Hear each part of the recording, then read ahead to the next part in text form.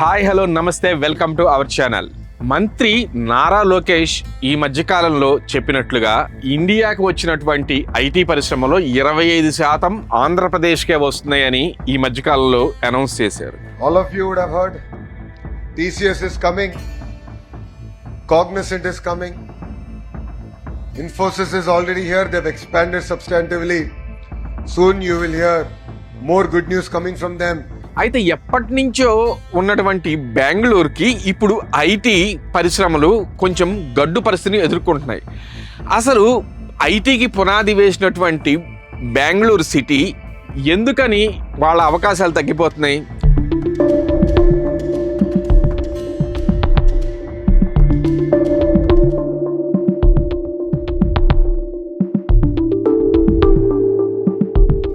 ఇటు చంద్రబాబు నాయుడు గారి చాణక్య చతురతోటి ఇటు బెంగళూరు నుంచి పరిశ్రమలను లాక్కుంటున్నారా? విశాఖపట్నంలో ప్రపంచంలో నెంబర్ 1 టెక్నాలజీ దిగ్గజం గూగుల్ డేటా సెంటర్ అతి పెద్ద ఇన్వెస్ట్మెంట్ $15 బిలియన్ ఈ విశాఖపట్నంలో పెడుతున్నారంటే అది విశాఖపట్నం యొక్క మహిమ.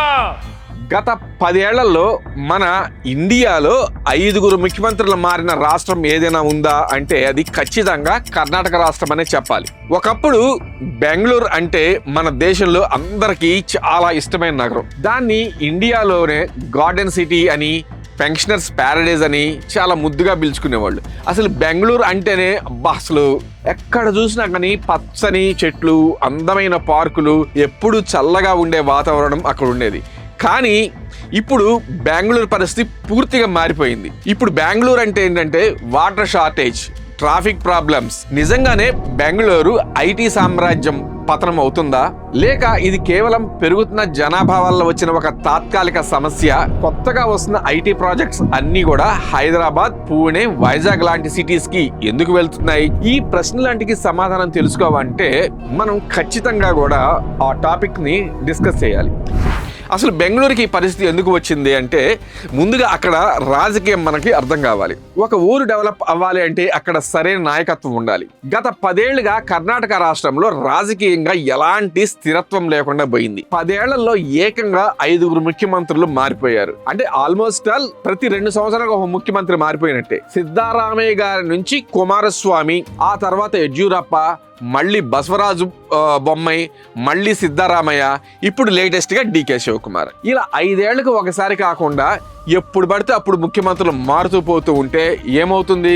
ప్రభుత్వం మారిన ప్రతిసారి వాళ్ళ ముద్రను వేసుకోవడానికి రాజకీయ నాయకులు పాత వాళ్ళు చేసినటువంటి రూల్స్ అన్నింటినీ కూడా క్యాన్సిల్ చేసేసి కొత్త రూల్స్ అన్నిటి కూడా తీసుకొస్తారు. దీని వల్ల వేల కోట్ల రూపాయల పెట్టుబడి పెట్టే కంపెనీస్ కి గవర్నమెంట్ మీద ఉన్న నమ్మకం కాస్త పోతుంది. గతంలో తెలంగాణ ప్రభుత్వం ఏర్పడినప్పుడు కూడా ఏం జరిగిందంటే కేసీఆర్ గారి మీద నమ్మకం లేక చాలా కంపెనీస్ స్ట్రగుల్ అయ్యాయి. కానీ ఎవరైతే ఆ స్ట్రగుల్ అవుతున్నారో వాళ్ళని గుర్తించి కేసీఆర్ గారు, కేటీఆర్ గారు తెలంగాణని ఆ 10 సంవత్సరాలు కూడా కంటిన్యూ చేసుకుంటూ వచ్చి వాళ్ళ ఇన్వెస్టర్ల అందరికీ కూడా భరోసా ఇచ్చారు. రేపొద్దున కొత్త నాయకుడు వచ్చి మా పర్మిషన్లు క్యాన్సిల్ చేస్తే మా పరిస్థితి ఏంటి అని ఆ కంపెనీస్ భయపడతాయి.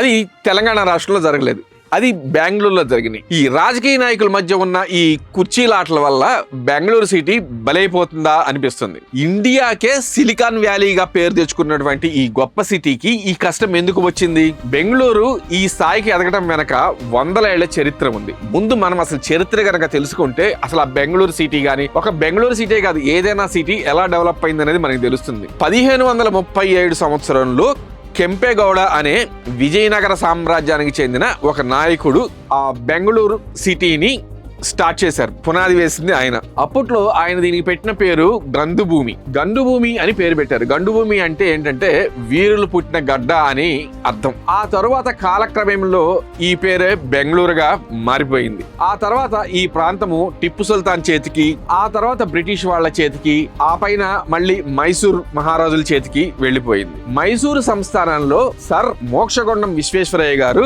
దివానాలు ఆయన పనిచేసేవారు. అక్కడ ఆయనకు చాలా ముందు చూపు ఎక్కువ. బెంగళూరు భవిష్యత్తును మార్చడానికి ఆయన దాదాపు 1911వ సంవత్సరంలోనే ఒక పెద్ద ఎకనామిక్ కాన్ఫరెన్స్ ని కూడా పెట్టారు. సరిగ్గా అదే సమయంలో ఇంకో పెద్ద చారిత్రాత్మక సంఘటన ఒకటి జరిగింది. అదే టాటా గ్రూప్. టాటా గ్రూప్ వ్యవస్థాపకులు జంషెడ్జీ టాటా గారికి ఇండియాలో ఒక వరల్డ్ క్లాస్ సైన్స్ యూనివర్సిటీ కట్టాలని ఒక కల ఉండేదట.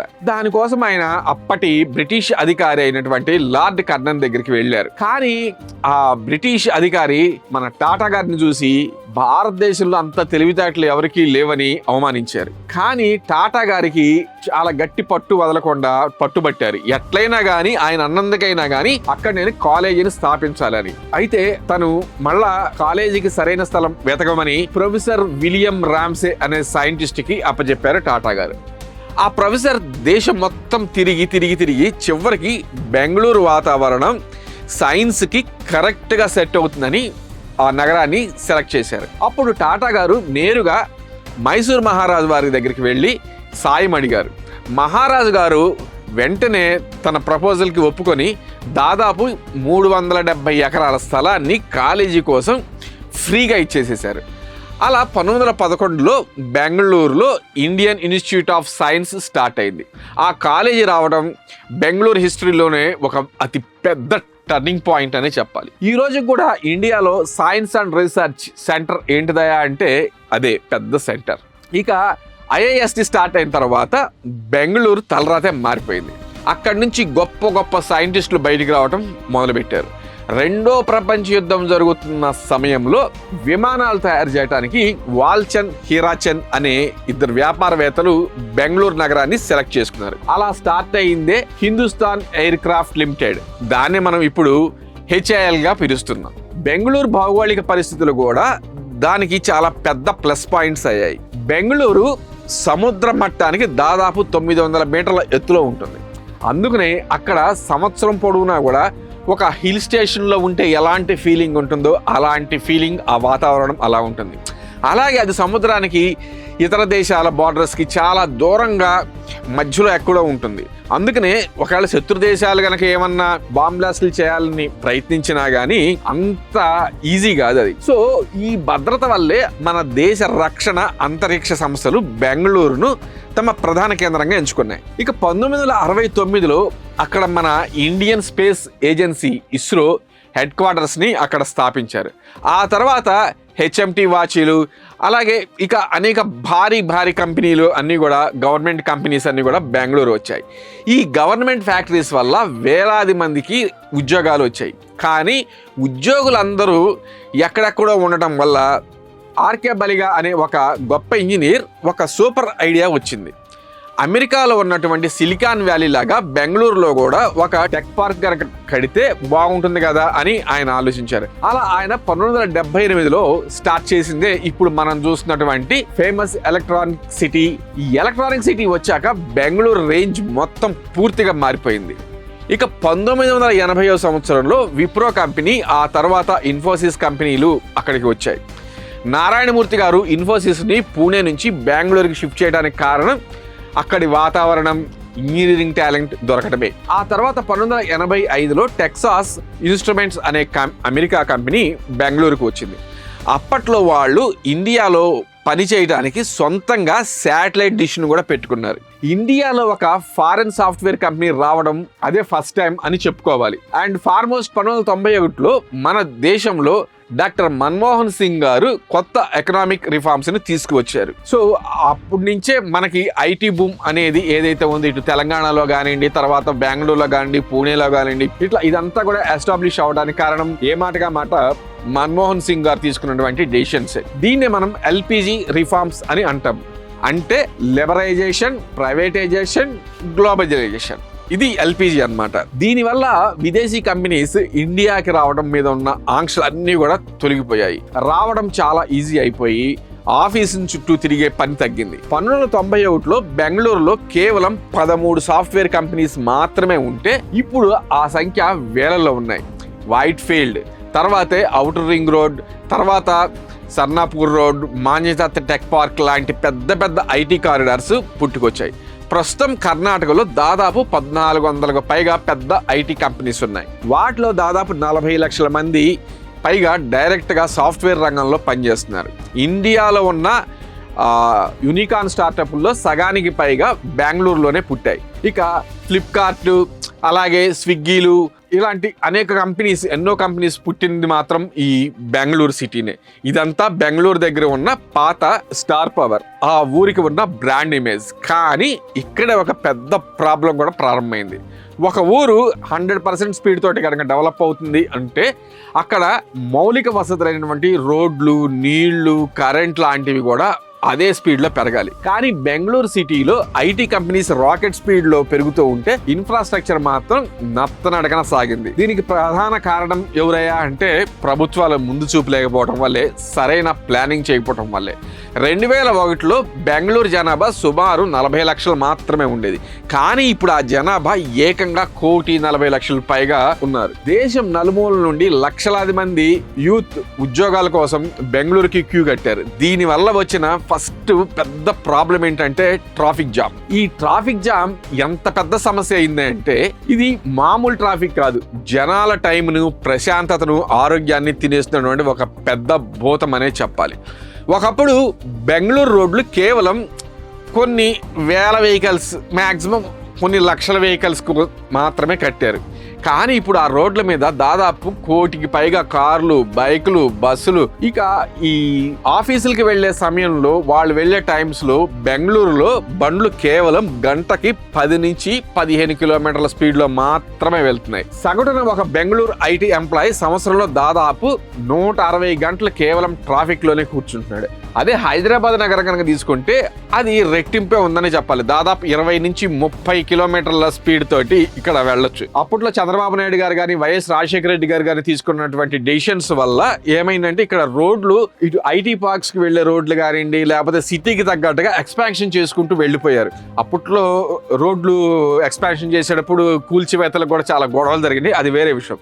కానీ బెంగళూరులో ఆ డెసిషన్స్ తీసుకోలేకపోయారు. ట్రాఫిక్ కంట్రోల్ చేయడానికి కట్టాల్సినటువంటి మెట్రో ప్రాజెక్టు చాలా నెమ్మదిగా సాగిందనే చెప్పాలి. అసలు ఐటీ కంపెనీస్ ఎక్కువగా ఉన్నటువంటి వైట్ ఫీల్డ్ ఎలక్ట్రానిక్ సిటీ వైపు మెట్రోకు వెళ్ళడానికి 10 ఏళ్లకు పైగా టైం పట్టిందంటే అర్థం చేసుకోవచ్చు. ట్రాఫిక్ అనేది బయట కనిపించే సమస్య అయితే ఎవరికి కనిపించిన ఇంకొక పెద్ద సమస్య ఏంటంటే వాటర్ ప్రాబ్లం. గతంలో వాళ్ళు ఆల్మట్టి డ్యామ్ ని ఎత్తుకు పెంచి కర్ణాటక మొత్తం కూడా నీళ్ళన్నీ కూడా తీసుకువెళ్లారు. కానీ బెంగళూరు సిటీ విషయానికి వచ్చేసరికి ఇక్కడ ఇప్పటికీ ఎందుకు వాటర్ ప్రాబ్లం వస్తుందంటే వాళ్ళు దానికి తగ్గట్టుగా సిలికాన్ వ్యాలీగా ఉన్నటువంటి బెంగళూరు ప్రతి వేసవి కాలంలో తాగడానికి నీళ్లు లేక అల్లాడిపోతుంది. అదే టైంలో కొద్దిపాటి వర్షం పడితే చాలు డ్రైనేజీలన్నీ పొంగిపోయి ఐటీ కారిడార్స్ మొత్తం కూడా మునిగిపోతున్నాయి. ఎంత పెద్ద కార్లైనా సరే ఆ కార్లు పడవల్లాగా నీళ్లలో తేలిపోతున్నాయి. దీనికి కారణం ప్లానింగ్ లేకుండా పాత చెరువుల మీద అపార్ట్మెంట్స్, ఐటీ పార్క్స్ కట్టడం. బెంగళూరు కొండల మీద ఉంటుంది కాబట్టి ఇక్కడ సహజమైన పెద్ద నదులు కూడా ఏమీ లేవు. ఇదంతా ఒక ఎత్తు అయితే దీనికి తోడు కొత్తగా ఈ మధ్య కాలంలో లోకల్ ఫీలింగ్ అనేది వచ్చింది. ఇది బాగా ఎక్కువైపోయింది. అయితే నిజానికి మనకి సౌత్ లో ఈ ఫీలింగ్ తమిళనాడు రాష్ట్రంలో మాత్రమే ఉండేది. భాష మీద ఎంత గుత్తాధిపత్యం ఉన్న ఒకే ఒక్క రాష్ట్రం ఏదే అంటే తమిళనాడు. కానీ ఇప్పుడు ఏమైందంటే లేటెస్ట్ గా ఆ వరుసలో కర్ణాటక కూడా చేరిపోయింది. ఎందుకంటే ఐటీ పెరిగేసరికి ఎక్కడెక్కడ వాళ్ళందరూ కూడా బెంగళూరు సిటీకి రావడం, వేరు వేరు రాష్ట్రాల నుంచి వచ్చిన వాళ్ళ వల్లే మా సిటీ అంతా పాడైపోతుంది, ఈ నీళ్లు ప్రాబ్లమ్స్ రావడానికి, ఈ ట్రాఫిక్స్ రావడానికి అని కొన్ని గ్రూప్స్ ఏవైతున్నాయో అవన్నీ కూడా ఆందోళనలు చేస్తూ ఉన్నాయి. కానీ అసలు నిజం ఏంటంటే దేశం నలుమూల నుంచి వచ్చిన ఎవరైతే ఆ యూత్ ఉన్నారో ఆ టాలెంట్ వల్లే బెంగళూరుకి ఎంత పేరు వచ్చింది. ఆ సాఫ్ట్వేర్ కంపెనీస్ కట్టే పన్నుల వల్లే రాష్ట్ర ఖజానా లక్షల కోట్ల ఆదాయం వస్తుంది. ఇలాంటి చిన్న చిన్న గొడవల వల్ల విదేశీ ఇన్వెస్టర్కు సిటీ మీద ఉన్న నమ్మకం కాస్త సన్నగిల్లిపోయింది. బెంగళూరు దగ్గర పాత ఫౌండేషన్ గట్టిగానే ఉన్నా కానీ కొత్తగా వచ్చేటువంటి ఇన్వెస్ట్మెంట్స్ మాత్రం చాలా స్లో అయిపోయాయని చెప్పాలి. ఈ విషయంలో హైదరాబాద్ ఇప్పుడు చాలా స్పీడ్ గా దూసుకుపోతుంది. ముఖ్యంగా కొత్తగా వస్తున్నటువంటి గ్లోబల్ క్యాపబిలిటీ సెంటర్స్ ను అట్రాక్ట్ చేయడంలో హైదరాబాద్ బెంగళూరుకి గట్టి పోటీ ఇస్తుందనే చెప్పాలి. దీనికి మెయిన్ రీజన్ హైదరాబాద్ లో ఉన్నటువంటి అద్భుతమైన ఇన్ఫ్రాస్ట్రక్చర్ అండ్ విశాలమైన రోడ్లు. ఇన్ఫాక్ట్ ఇంకో తెలుగు రాష్ట్రమైనటువంటి వైజాగ్ లో కూడా డేటా సెంటర్లు, ఐటీ పార్కులు కట్టడానికి పెద్దగా ఏర్పాట్లు జరుగుతూ ఉన్నాయి. అంతేకాదు మహారాష్ట్రలో ఉన్నటువంటి పూణే కూడా బెంగళూరుకి గట్టి పోటీ ఇస్తుంది. పూణేలో ఒకవైపు ఆటోమొబైల్ మ్యానుఫ్యాక్చరింగ్, ఇంకోవైపు ఐటీ కంపెనీస్ బ్యాలెన్స్డ్ గా గ్రో అవుతున్నాయి. ఇలా ఒకప్పుడు కళ్ళు మూసుకొని బెంగళూరుకి వచ్చే కంపెనీస్ ఇప్పుడు 5-6 ఆప్షన్లని చూజ్ చేసుకుంటున్నాయి. ట్రాఫిక్ లేని సిటీ ఏది, ప్రభుత్వ సపోర్ట్ ఎక్కడ ఉంటుంది, ఎంప్లాయీస్కి తక్కువగా రెంట్కి ఇల్లు ఎక్కడ దొరుకుతాయి, ఇట్లాంటి లెక్కలన్నీ కూడా వాళ్ళు వేసుకుంటున్నారు. నిజానికి ఇలా ఇతర సిటీస్కి ఐటీ సెక్టార్ విస్తరించడం మన దేశానికి చాలా అవసరం అని చెప్పాలి. ఒక దేశ ఆర్థిక వ్యవస్థ కేవలం 1-2 నగరాల మీద ఆధారపడితే అది ఖచ్చితంగా ప్రమాదకరమే. 1 కోటి మంది పట్టాల్సిన ఊళ్ళో దాదాపు 2-3 కోట్ల మందిని కనుక ఉంచితే ఏమవుతుంది? ఇప్పుడు మనం బెంగళూరులో చూస్తున్నది అదే. ఇండియాలో టైర్ 2 సిటీస్ అయినటువంటి మైసూరు, అలాగే వరంగల్, కోయంబత్తూర్, ఇండోర్, భువనేశ్వర్ లాంటి ఊళ్ళు కూడా డెవలప్ని అవనివ్వాలి. ఇదంతా విన్న తర్వాత బెంగళూరు ఇక కోలుకోలేదా అని ఎవరైనా అనుకుంటే అది ఖచ్చితంగా పొరపాటు అవుతుంది. ఎందుకంటే బెంగళూరు దగ్గర ఉన్నటువంటి మేధో సంపత్తి, ఆ స్టార్టప్ కల్చర్ అంత ఈజీగా ఆవిరైపోదు. ప్రభుత్వం కూడా ఇప్పటికిప్పుడు నిద్రలేచి డ్యామేజ్ కంట్రోల్ స్టార్ట్ చేసింది. ఇలా సమస్యల నుండి పాఠాలు నేర్చుకొని బెంగళూరు మళ్ళీ బలంగా నిలబడే ప్రయత్నం చేస్తుంది. చరిత్ర కనుక చూసుకుంటే లండన్, న్యూయార్క్ లాంటి సిటీస్ కూడా ఒకానొక టైంలో ఇలాంటి ప్రాబ్లమ్స్నే ఫేస్ చేశాయి. ఆ తర్వాత సరైన టౌన్ ప్లానింగ్తో వాటన్నిటిని కూడా అధిగమించి గ్లోబల్ సిటీస్గా ఎదిగాయి. బెంగళూరు కూడా ఆ సత్తా ఖచ్చితంగా ఉందనే చెప్పాలి. అందుకనే ఇప్పుడు ఆంధ్రప్రదేశ్లో అమరావతి క్యాపిటల్ నగరాన్ని నిర్మిస్తున్నప్పుడు చంద్రబాబు నాయుడు గారు అన్ని వేల ఎకరాలు కావాలని గతంలో చెప్పారు. అందరూ కూడా ఎందుకు అన్ని వేల ఎకరాలు, ఎందుకు కొన్ని వేల ఎకరాల్లోనే, 1000 ఎకరాల్లోనే, 500 ఎకరాల్లోనే చేయొచ్చుగా చెప్పారు. కానీ ముందు చూపు అంటే అదే. ఆ ముందు చూపుతోటే రేపొద్దున ఐటీ హబ్ గనక అమరావతి కానీ వైజాగ్ కానీ డెవలప్ అయితే, ఇది కొత్త రాష్ట్రం కాబట్టి ఖచ్చితంగా వచ్చే ఐటీ కంపెనీస్కి ఇప్పుడున్నటువంటి గవర్నమెంట్ ఖచ్చితంగా చాలా సపోర్ట్ చేస్తూ, ల్యాండ్లు ఇస్తూ, అలాగే అనేకమైన ఫెసిలిటీస్ ఇస్తుంది.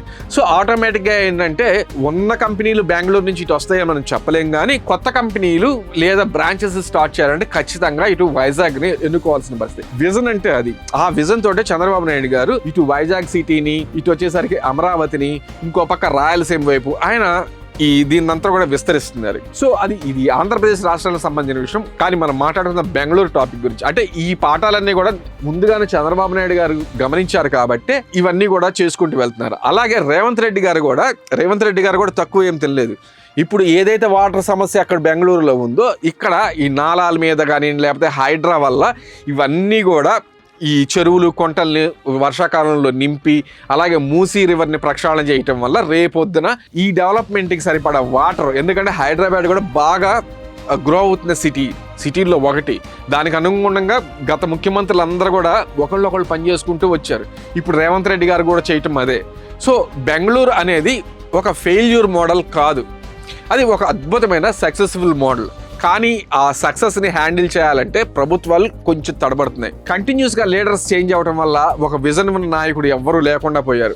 బెంగళూరుకి హైదరాబాద్, విశాఖపట్నం, పూణే లాంటి సిటీలకి కంప్లైంట్లు అయితే వస్తున్నాయి కదా అని సంబరపడిపోతే సరిపోదు. భవిష్యత్తుని దృష్టిలో పెట్టుకొని అండర్ గ్రౌండ్ డ్రైనేజీలు, అలాగే పర్ఫెక్ట్గా రోడ్లు, వాటర్ పైప్ లైన్లు ప్లాన్ చేయాలి. ముఖ్యంగా చెరువులు, పార్కులు కబ్జా కాకుండా చూసుకోవాల్సిన బాధ్యత కూడా ప్రభుత్వాల మీదే ఉంది. అంతేకాదు అది ప్రజల మీద కూడా ఉంది. ఎందుకంటే గాలి, నీరు, పచ్చదనం ఇవన్నీ ఉంటేనే మనుషులు ఎక్కడైనా కానీ ప్రశాంతంగా పనిచేసుకోగలుగుతారు. మౌలిక సదుపాయాలు లేకుండా ఉంటే ఊరికే అపార్ట్మెంట్లు కట్టుకుంటూ పోతే చివరికి మిగిలేది కాంక్రీట్ అడవి మాత్రమే. ఇప్పుడు మనం ఈ వీడియోని విని ఎంతోమంది ఓపికగా నా మాటలన్నీ విన్న మీ అందరికీ కూడా చాలా చాలా థ్యాంక్ యూ వెరీ మచ్. నేను ఈ వీడియోలో షేర్ చేసిన ఇన్ఫర్మేషన్ కనుక మీకు నచ్చి ఉంటే ఖచ్చితంగా కామెంట్స్ రూపంలో పెట్టండి. ఇంకా ఏదైనా మీకు సజెషన్స్ ఏమన్నా ఉన్నా కానీ దీంట్లో కనుక కామెంట్స్ రూపంలో పెడితే వాటిని ఖచ్చితంగా వీడియోస్ చేసి మనం సాయి శక్తిలో కూడా ఇలాంటి వీడియోస్ని గవర్నమెంట్స్కి చేరేలాగా మన ప్రయత్నం చేస్తే అటు గవర్నమెంట్స్ కూడా డెసిషన్స్ తీసుకొని మనందరం కూడా బాగుంటామనే ఇన్ఫర్మేషన్ని మీకు నేను చేరవేస్తున్నాను. Okay, thank you very much.